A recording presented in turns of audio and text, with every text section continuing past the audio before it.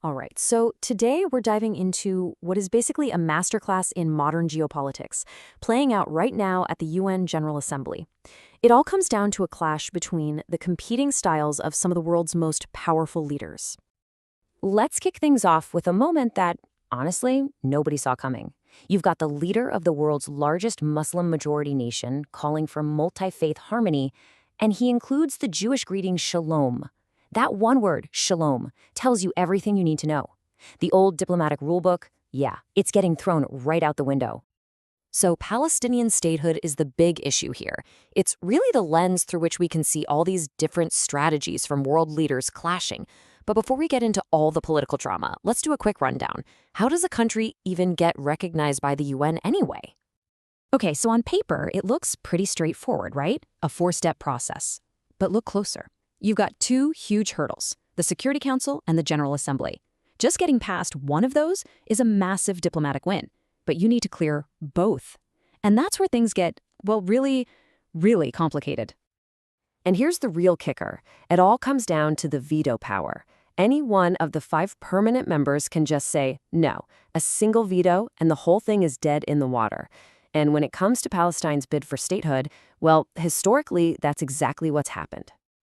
So you've got this long-standing diplomatic stalemate, right? But now, the ground is actually starting to shift under everyone's feet, and the first cracks are showing up in a place you might not expect: Europe.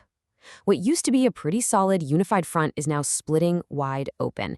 It's creating this fascinating divide right across the continent.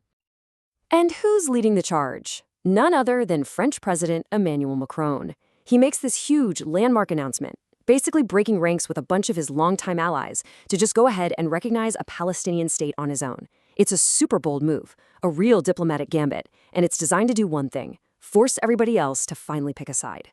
And this right here shows you that divide perfectly. On one hand, you've got France going all in, pushing for immediate recognition. But then you look right next door at their close ally Italy, and Prime Minister Giorgia Meloni is slamming on the brakes. She's taking a much more careful, conditional approach. Yeah, and we're not talking about simple suggestions here. These are hard and fast demands. You have to remember, Meloni leads a conservative government with really strong ties to Israel. So by laying out these specific conditions, she's sending a very clear message. For Italy, security comes first. Those concessions have to happen way before they'll even start talking about statehood. Okay, so we've been talking about traditional diplomacy, right? Let's completely shift gears now. Let's talk about the ultimate disruptor, Donald Trump. His appearance at the UN wasn't about diplomatic norms or policy. Nope. For him, it was all about what he saw as just basic, fundamental incompetence. So how did Trump show his frustration with the UN? Not with some big policy speech. Instead, he just pointed out what he saw as these basic, almost comical failures in just running the place. And for Trump, it seemed like this evidence was just piling up. First, it's a stalled escalator, then the teleprompter dies right in the middle of his speech. All these little things, these small failures, they all just reinforced his bigger point, that the UN as an institution is just fundamentally broken. He sees it as totally useless at its most important job, which is stopping wars. But here's the twist. Even as he's basically dismissing the entire UN, he holds this separate, private meeting. It's with Muslim leaders from places like Turkey and Pakistan, and he calls that meeting, not the big assembly, the most important one. Why? Because, in his words, that's the one that could actually end the war in Gaza.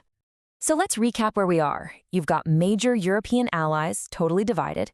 You've got a former US president completely bypassing the system. So what? Why does any of this matter? Well, because these moves aren't happening in a vacuum. They're sending massive shockwaves across the entire geopolitical chessboard, forging new alliances and, creating some serious new dangers. And a perfect example of this new defense pact between Saudi Arabia and Pakistan. It popped up and immediately had all the experts asking the same big question.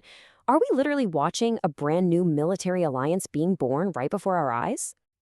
People are already starting to throw around the term Islamic NATO. Think about it. An alliance of this size, backed by Saudi money and Turkish regional power, that would be a total game changer. But the real linchpin, the piece that changes everything, is Pakistan. Why? because they could bring their status as the Islamic world's only nuclear power to the table. And that changes the entire balance of power, period. This whole situation puts countries like India in a super tricky spot. It's like they're walking a tightrope. They have to stay neutral to protect their own interests. Things like making sure the Kashmir issue doesn't flare up again at the UN. They absolutely want to avoid getting dragged into a bigger fight. Okay, so we've seen the chessboard, we've seen the players making their moves, and what it all boils down to is leadership. And right now, on the world stage, we're seeing three very different styles go head-to-head. You've got the pragmatic approach from Francis Macron, right? Breaking with allies to try and force a result. Then you have the total opposite, the pure disruption of Trump, who basically rejects the whole system. But remember, there's a third style in the mix, the one we started with. And that's the harmonizer. This approach, coming from Indonesia's president, might be the most complex of all. He's trying to find a totally different path. On one hand, he's offering real, concrete support for Palestine. We're talking about pledging troops. But in the very same breath, he's insisting that Israel's right to exist has to be protected.